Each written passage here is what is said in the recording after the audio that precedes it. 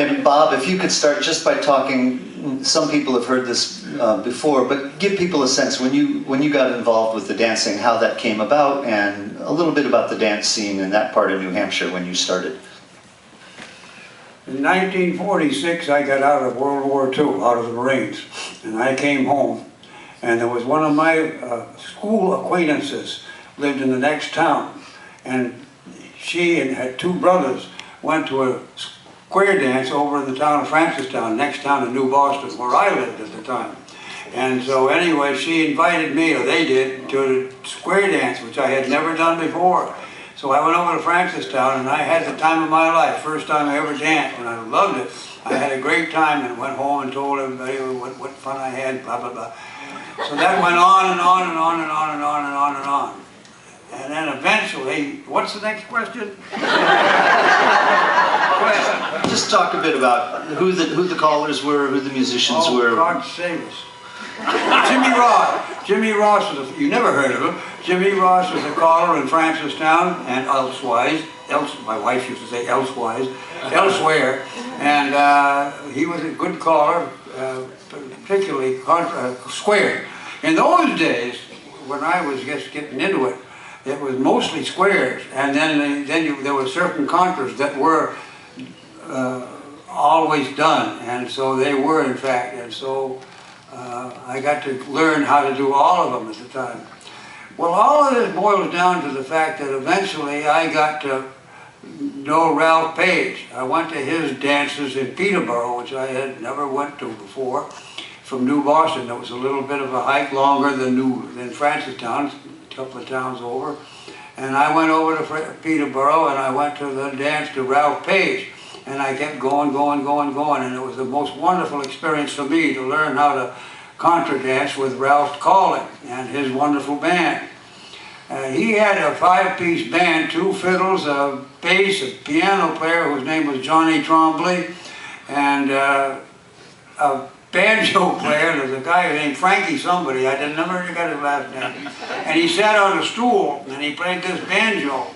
Well, the other thing he did was he kept a jug, that's a bottle to you, on the floor underneath his stool.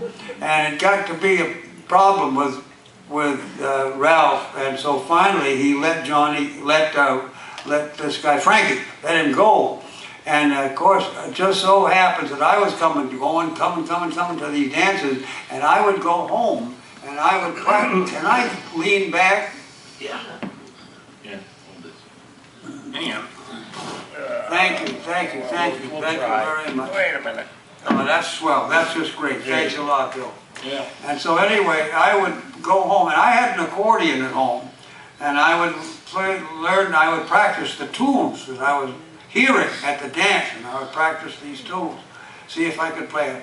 And I got to where I could play some of them at least. And so anyway, Ralph had lost his banjo player.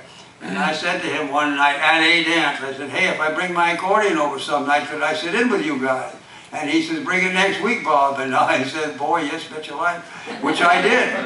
And so the next week I did bring my accordion, and I'm going to call it a box because that's a nickname for an accordion. It's a lot easier to say. So I brought my box the next week, and I played, and I played, and I played, and I played. I had the time of my life. I'll never forget it as long as I live. It was a wonderful experience for me. And the band welcomed me too, believe it or not. They really truly did. They made me very welcome there. I had a lovely time, and after it was all over, Ralph said to me, you bring the box next week, Bob. He says, you're hired. Whoopee! So I went home to Prissy, my wife, my darling wife, and I told her about it, and where she and I had been going to dances, square dances or contras at the time. Well, that stopped her from going to the dances because I never went except to play music. Here I bring the accordion. I didn't bring my wife. That was the start of my musical experience, existence, and so on and so on. So all the years I played. So then I kept doing that, doing. And then, shall I keep on going with this? Yes. I'll go. All right, I'm going to swap instruments. Because what happened was, Korea came along, and I had got out of the Marines in World War II, and been out, it turns out I've been out for 5 years, and then all this stuff has been going on, dancing and whatever, and when Korea came, I had got to a stage in my life which I was thwarted, T-H-A-W-A-R-T-E-D, thwarted by my own existence. And so anyway, life had become wrong for me and my fault. And so I went back into the Corps again, the Marines, and left everything behind me.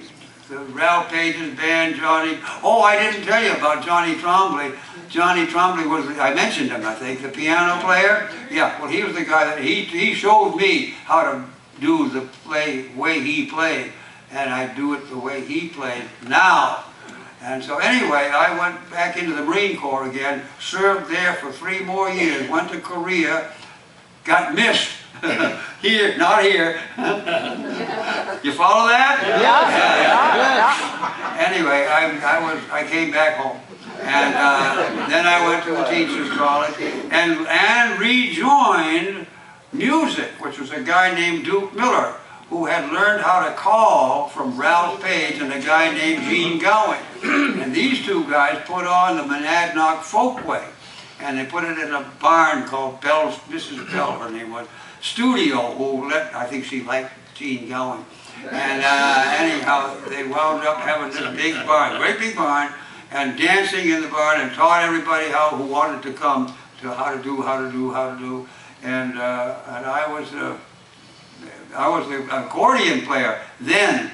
And then I kept on playing, and finally wound up playing the piano, and eventually. And so that's what, here I am.